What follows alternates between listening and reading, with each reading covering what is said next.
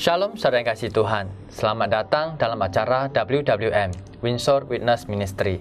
Hari ini bersama kita ada Pak Pendeta Jiteng yang akan menyaksikan perjalanan hidupnya bersama Tuhan Yesus. Shalom Pak. Shalom Pak Sen. Nah Pak Jiteng, setahu saya Pak Jiteng kan dari Selat Panjang.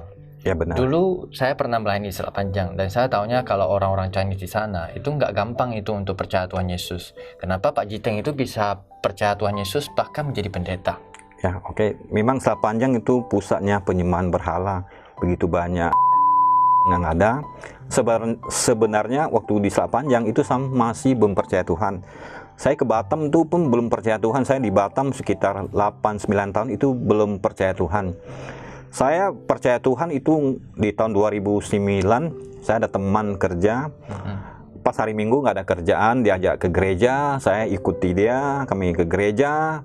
Kami dengar-dengar lagu rohani, itu menenangkan hati. Itu bukan cuma sekali, saya sering ikut ke gereja. Jadi walaupun belum percaya tetap pergi ke gereja? Pergi ke gereja karena menemani teman juga ada sesuatu yang saya dapat. Karena dalam pekerjaan kan kita banyak tekanan. Setelah kita dengar, itu ada suatu damai sejahtera yang kita terima, Pak. Di gereja ya? Di gereja. Nah, terus Bapak setelah percaya Tuhan dengan sebelum percaya Tuhan, apakah ada perbedaan diantaranya? Perbedaannya pasti ada, Pak. Karena sebelum kenal Tuhan, saya orangnya agak temperamen. Saya juga orangnya suka minum. Jujur, setelah percaya Tuhan, itu memang nggak langsung signifikan perubahan. Pasti hari demi hari itu ada perubahannya, ya kan? Nggak kayak kita membalikkan telapak tangan langsung hari ini kenal Tuhan, besok langsung rubah. Nggak butuh waktu yang proses, Pak. Butuh waktu ya? Ya, betul. Jadi dengan tuntunan Roh Kudus juga betul, ya, bukan dengan usaha ya, sendiri. Bukan usaha sendiri. Nah, pas tahu saya kemarin kalau nggak salah tahun lalu, Bapak ada sesuatu kejadian dengan masalah leher Bapak ya? Mungkin Bapak bisa ceritakan? Oke, ya. Tahun 2021 itu pas di akhir bulan 4 saya mengalami sakit. Itu rencana satu hari sebelumnya kami akan pergi pancing dengan teman-teman. Pas 1 Mei kan libur, kita mau pancing, itu saya sakit. Mengalami sakit itu nggak sembuh-sembuh. Saya sampai mencret itu hampir 10 hari, Pak. Mencret sampai 10 hari itu tidak ada kesembuhan. Saya sempat cek ke laboratorium, pikir saya kena COVID. Saya pergi dengan anak saya, ternyata yang kena itu anak saya. Saya negatif. Setelah hampir 2 minggu saya kena, itu ada timbul bintik-bintik hitam, Pak. Bintik-bintik sekujur tubuh saya hitam. Itu sekitar beberapa hari setelah itu ada timbul bisul di belakang leher saya. Bisul itu saya periksa ke dokter bilang ini harus operasi. Dia bilang operasi, saya nggak mau operasi. Dia kasih obat, saya ambil obat, saya makan. Dia pesannya gini, apabila kamu makan obat ternyata ada kesakitan yang luar biasa, harus langsung datang ke rumah sakit. Saya ingat benar tuh hari Rabu saya makan obatnya. Itu malam tuh saya nggak bisa tidur. Sakit dari jam 8 malam tuh sampai jam 5 pagi itu sakit, nggak bisa tidur. Pagi-pagi itu hari itu pas tanggal 26 itu hari Waisak. Saya masih ingat tuh hari Waisak. Saya masuk ke rumah sakit. Itu langsung saya diimpus, itu saya tunggu. Pas hari tanggal 27 dokter itu bilang itu harus operasi. Saya dibawa ke ruang operasi, itu istri saya bilang tuh hampir 3-4 jam. Saya setelah operasi saya enteng-enteng aja, saya pikir nggak ada masalah. Ternyata sekitar 1-2 hari besoknya ada pergantian perban, Pak. Di perban dia buka, istri saya foto ke saya.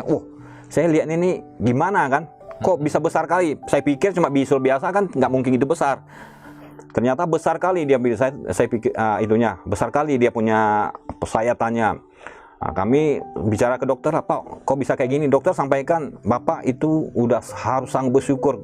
Kalau Bapak terlambat 1-2 hari itu pasti nggak bisa tertolong lagi, karena daging yang busuk itu sampai ke tiang tengkorak saya. Itu sampai nampak waktu dia potong, itu sampai ke tiang tengkorak itu daging semua dibuang. Dia pesan ke dokter kami, dia bilang, Pak ini nggak boleh dijahit. Jadi habis operasi itu nggak boleh dijahit? Nggak boleh jahit. Alasannya apa? Kami tanya kenapa nggak boleh jahit. Kalau sempat dijahit terjadi infeksi, itu risikonya meninggal. Dibilang gitu. Kalau sempat dijahit, kalau menanah infeksinya meninggal. Saya nggak tahan di rumah sakit, saya minta pulang. Itu pas saya masih ingat benar tuh. Hari Sabtu kami minta pulang, saya dikasih pulang jam 5 sore. Saya pulang ke rumah saya. Dari rumah sakit ke rumah. Pas sampai rumah sekitar jam 6 lewat lah, saya pas mau ganti pakaian, saya buka, kan itu lukanya nggak dijahit, saya luka, ditutup, saya buka baju, tersenggol mungkin tersenggol lah ya. Pendarahan itu banyak, aku sampai waktu di rumah tuh sampai hampir 2 lembar baju itu penuh darah. Istri saya udah takut, kami pergi ke rumah sakit dekat rumah kita minta dia untuk penghentian pendarahan. Dokter tuh bilang nggak bisa, ini dia coba dia perbaiki, nggak bisa. Kami bawa, itu masih pendarahan sampai ke rumah sakit. Masih ingat saya itu sekitar jam 7-an lah. Jam 7-an sampai ke rumah sakit, itu darahnya semakin banyak. Itu sampai, seingat saya, istri saya sampai telepon ke Pak Gembala, Pak Erwin, minta didoakan, dia pikir saya udah meninggal. Itu hampir jam 10 malam tuh darahnya nggak berhenti itu. Oh, itu udah berapa jam pendarahan? Itu dari sekitar jam 7-an sampai jam 10, jam 11 malam itu. Jadi ada sekitar 4-5 jam gitu? Ya, itu langsung ditelepon Pak Erwin, didoakan. Saya udah tak gitu sadar, udah agak itu.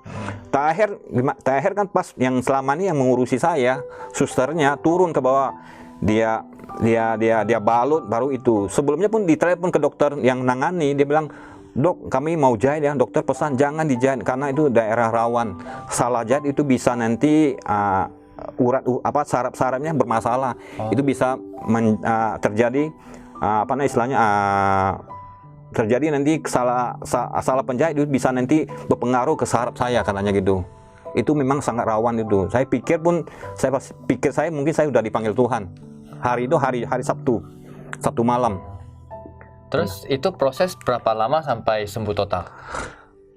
Prosesnya hampir 2 bulan lah. Hampir 2 bulan? Iya.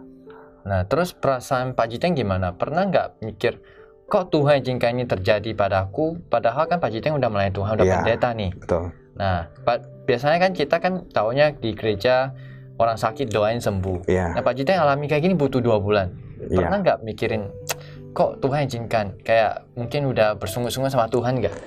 Sebenarnya gini, sebelum kejadian ini, mungkin saya mau cerita juga ya. Sebelum saya kenal Tuhan, itu sekitar tahun 98-99 itu saya kena tumbuh daging di hidung, itu namanya sinusitis. Itu kalau musim hujan, minum es, mandi itu nggak boleh yang dingin. Kalau saya dingin itu pasti bersin, keluar lendir-lendir. Itu biasa selama ini, sebelum kenal Tuhan itu saya kan setahun itu 2 kali saya ke Malaysia ambil obat untuk obat semprot. Saya sempat di kemo juga, itu tidak ada kesembuhan. Setelah saya percaya Tuhan, saya dengar orang bilang itu kalau kita percaya Tuhan, kita doa pasti terjadi kesembuhan. Memang saya kenal Tuhan, saya belum itu. Saya doa hampir setahun 2 tahun, mujizat terjadi.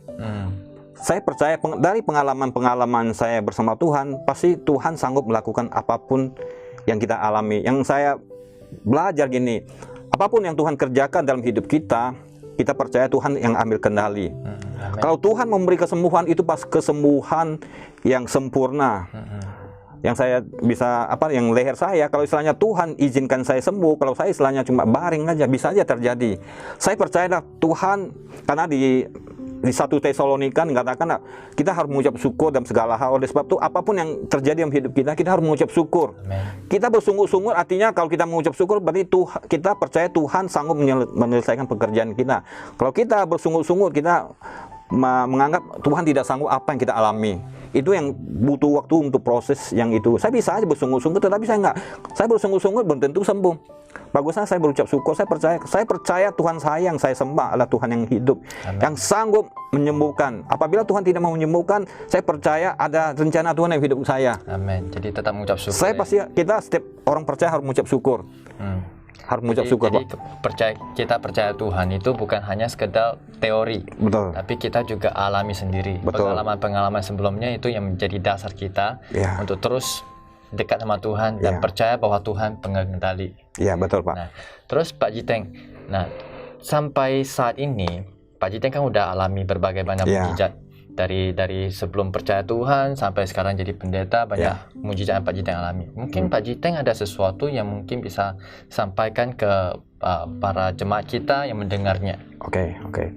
Yang mau saya sampaikan adalah segala sesuatu yang terjadi dalam hidup kita itu ada dalam kendali Tuhan. Amin. Apapun keadaan kita, mau baik mau nggak baik, kita harus tetap mengucap syukur. Itulah kekuatan kita.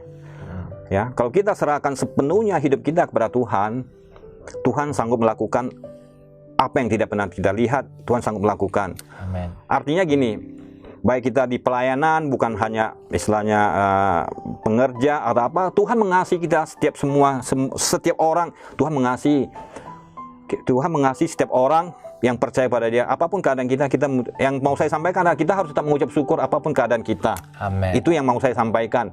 Sekarang kita harus tetap mengucap syukur lah. Itu yang selama saya alami sakit ini, saya mengucap syukur. Setelah saya mengucap syukur, terjadi kesembuhan, hidup saya dipulihkan. Saya mengalami hal-hal yang luar biasa yang mungkin bisa saya istilahnya mungkin nggak saya sampaikan di sini. Itu saya alami, Pak.